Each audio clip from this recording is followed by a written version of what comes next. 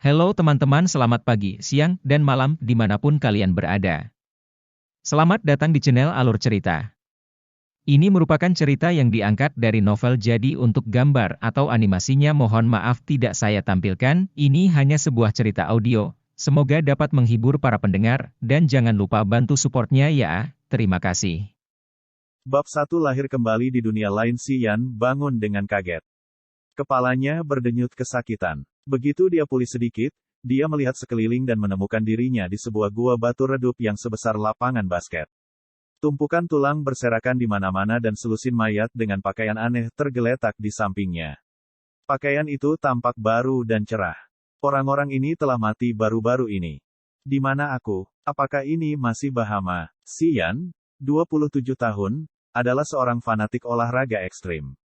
Ibunya meninggal lebih awal, sementara ayahnya meninggal karena kanker di masa puncak hidupnya. Ini membuatnya memiliki kekayaan dalam jumlah besar yang tidak pernah bisa ia gunakan seumur hidup. Dia memiliki banyak hal sejak usia dini, yang akan dikejar orang lain seumur hidup mereka. Meskipun muda dan kaya, dia tidak memiliki tujuan masa depan, yang membuatnya tidak bahagia untuk waktu yang lama.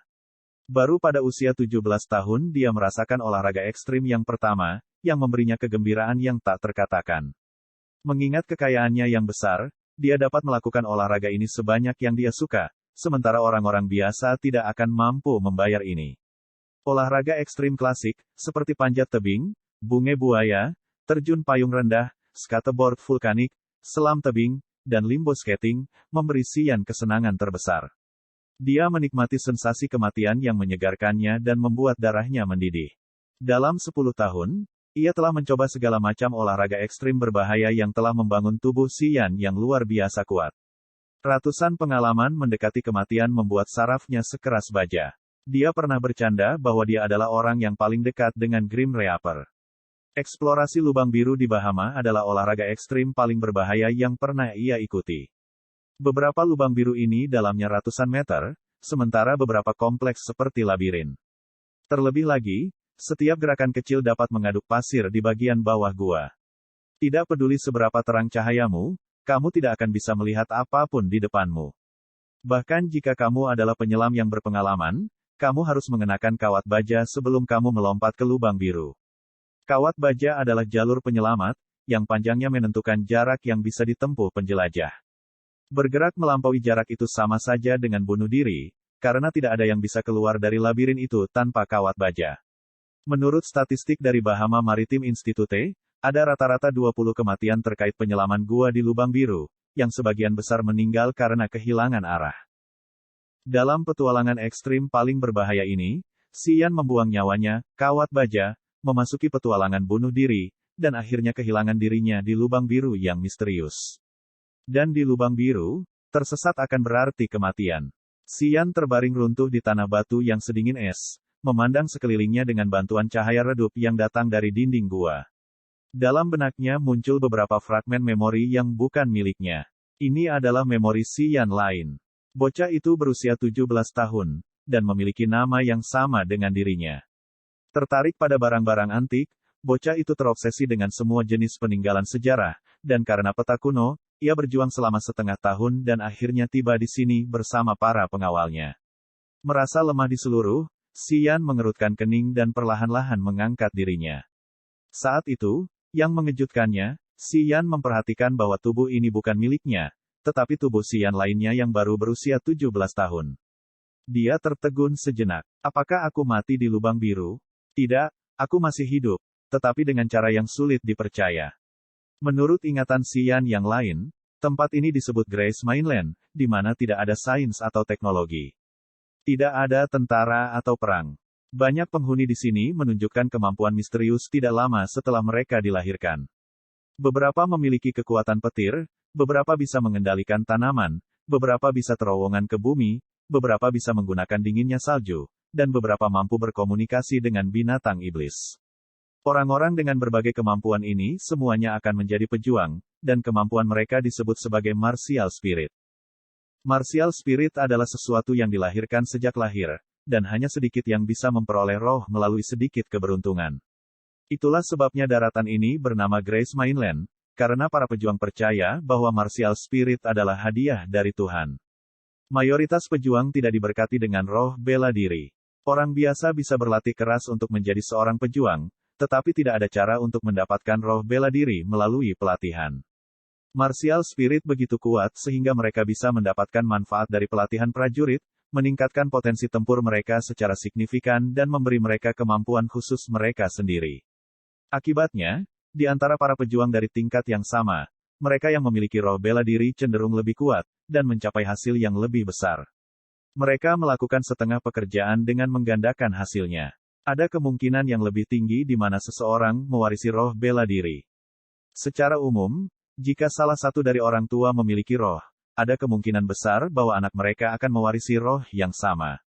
Jika kedua orang tua memiliki roh, anak mereka akan memiliki kesempatan yang lebih besar untuk mewarisi salah satu roh mereka, baik dari ayah atau ibu.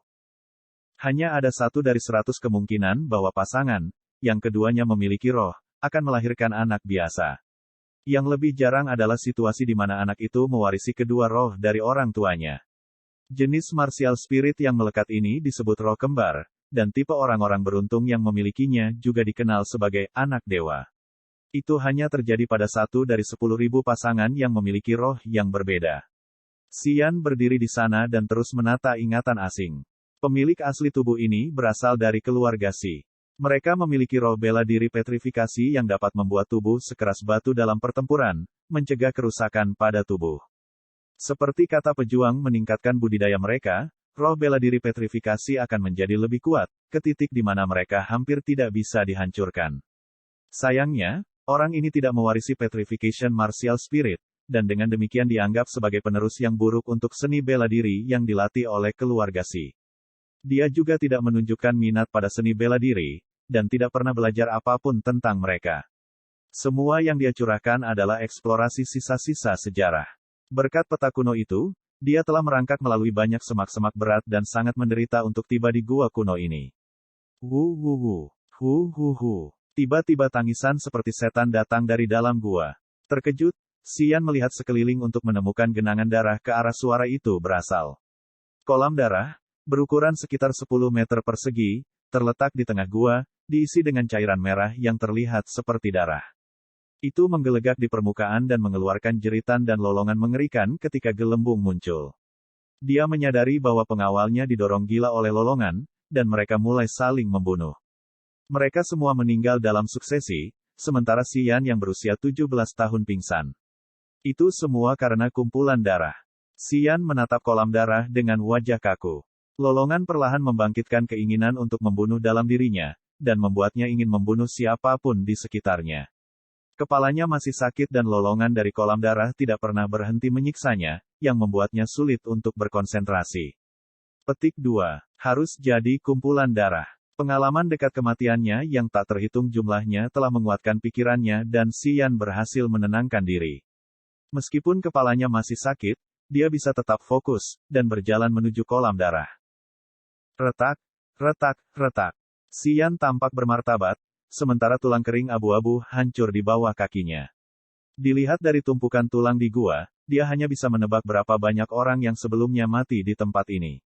Kolam itu adalah sumber kejahatan ini.